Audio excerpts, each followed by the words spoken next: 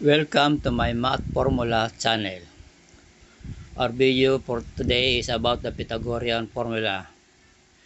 This formula is worldwide used, especially for computation of right triangle. Right triangle means that one angle is 90 degrees and it is always opposite the longest side, which is hypotenuse.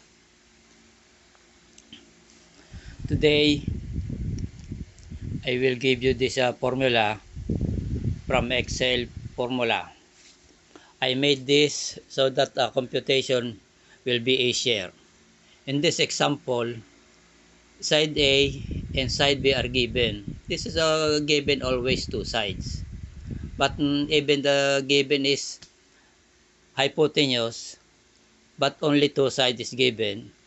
This formula will compute the third side.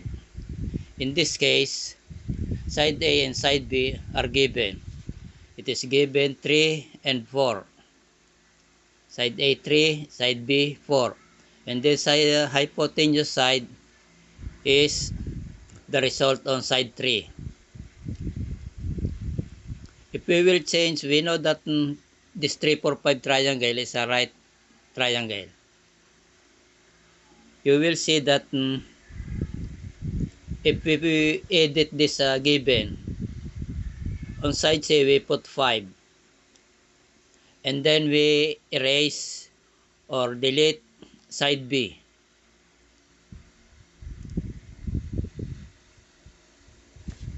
The third side is computed as 4, side B.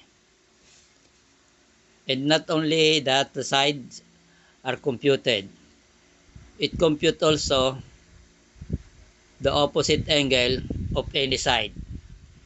In this case, side C, opposite angle is angle C, which is 90. And then side A is 3. And opposite angle is 36.87. And then the opposite angle of side B, which is 4, is 53.13. This is how the formula compute and make easy, rather than every time the given is changed, you will compute it for another result by Pythagorean theorem. This Pythagorean theorem we can use, but if we have the formula, it is very easy and results are given accurately. So let's change this given by 50.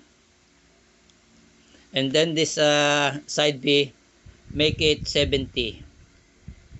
And then we clear this side C. So if the side A is 50 and side B is 70, and this is a right triangle,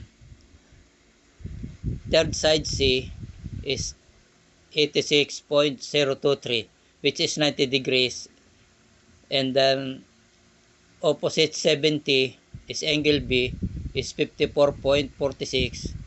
And opposite side A is angle A is 35.54.